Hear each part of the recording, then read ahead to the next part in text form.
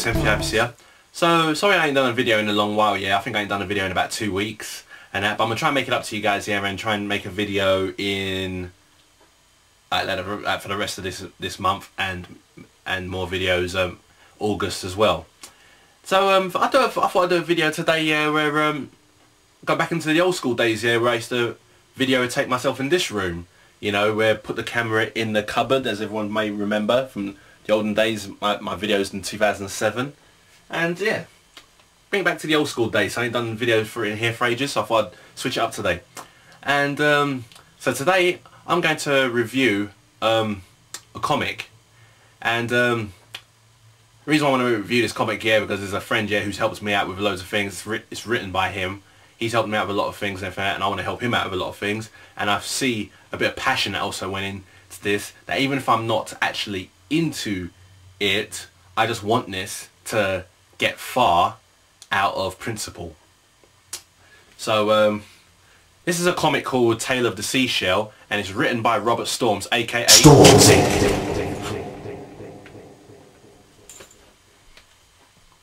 and it's drawn by Andrew Rowland, who's also called E-Hero Andrew.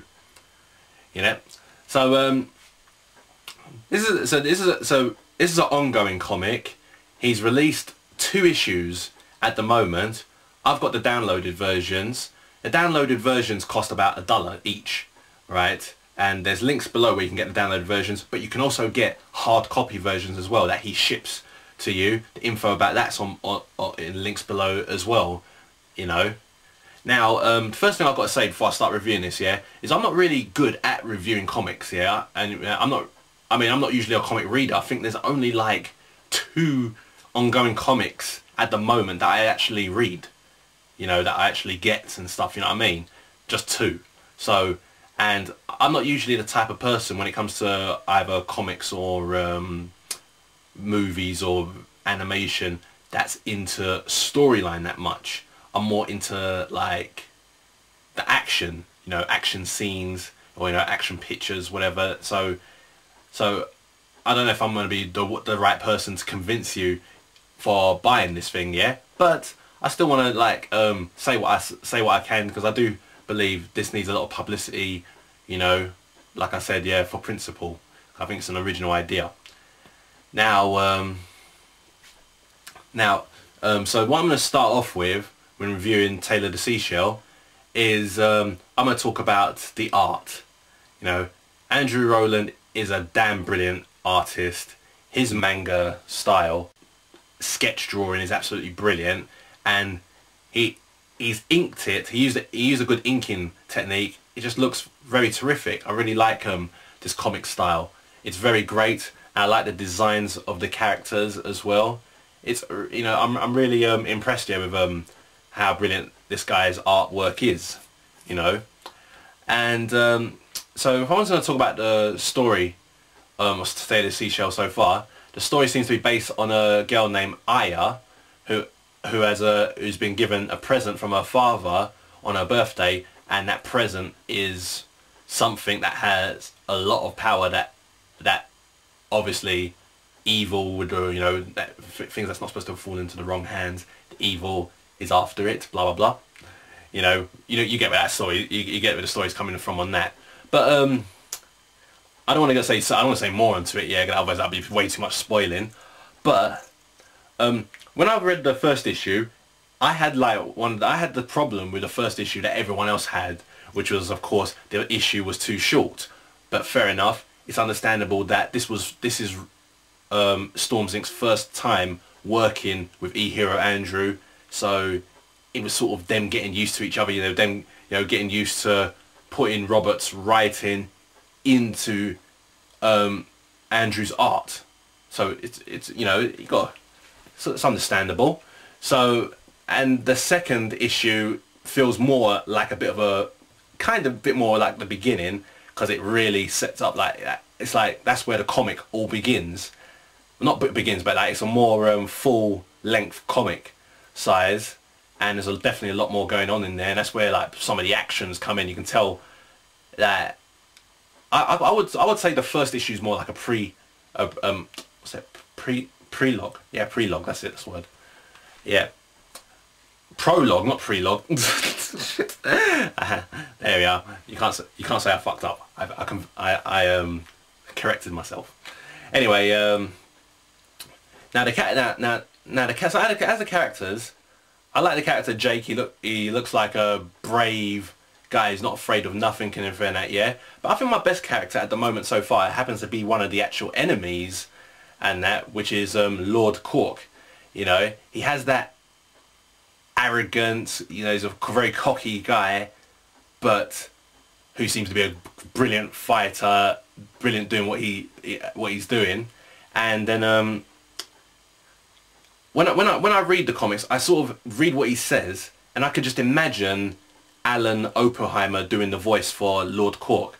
If they were gonna make a comic, I reckon Alan Oppenheimer, yeah, would have been the best voice for Lord Cork.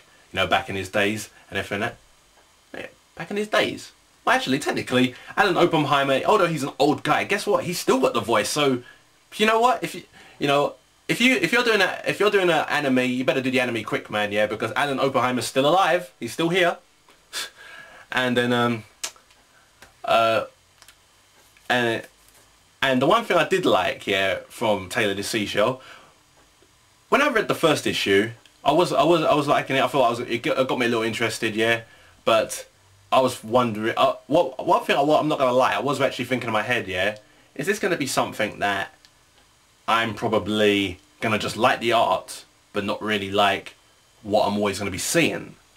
You know what I mean? Because like I said already, I'm usually into the type of action and everything, and I'm not usually that type into the story. And then when he came out with the second issue, they weren't fucking about. It got violent. You know, the violence just came in, and I was like, wow.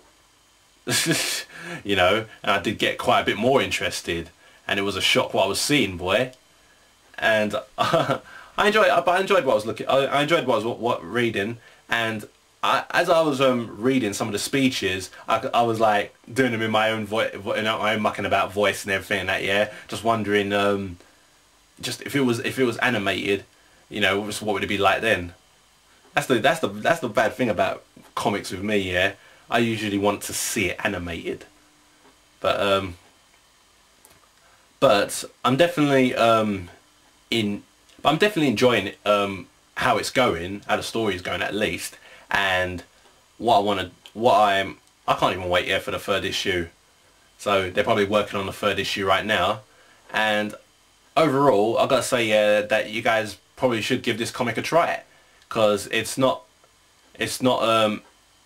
bad as what some people have been saying. A lot of people think, yeah, that this was all based on just doing it for money, which I definitely don't agree with. I can see a lot of passion went into this, and like I said already, Andrew Rowland's got a very good manga style, and it definitely has its great balance of storyline and action, and I'm definitely interested in it. I definitely like it, and there's definitely the links below on how to get to it. So overall, what do I give this comic? Well, keep in mind it's only 2 issues so far, yeah, so it's kind of hard to rate it already. But now, and also, I'm not really good at rating comics because I hardly read comics, you know. But I'm gonna say it's interesting so far, and I would definitely rate it with a 9.5 out of 10, you know, because it's definitely interesting, yeah, and I definitely don't mind it, and I think it's if people actually read it, I reckon they might enjoy it. So that's mostly all I've got to say about the comics. Both them two guys have done some very good work, and also Autumn Storms as well, who does the adverts and actually does the voice for Aya. It's actually wicked as well. You know, they're all talented guys.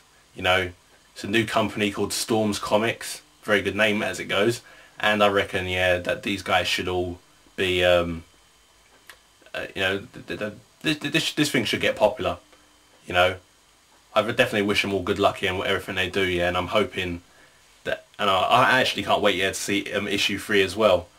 And one more time, if you're thinking about making this an anime, Robert, then get Alan Oppenheimer to do the voice for Lord Quarks.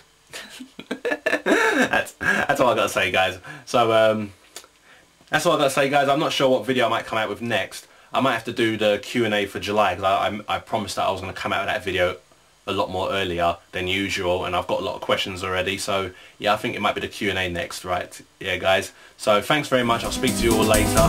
Love for you all.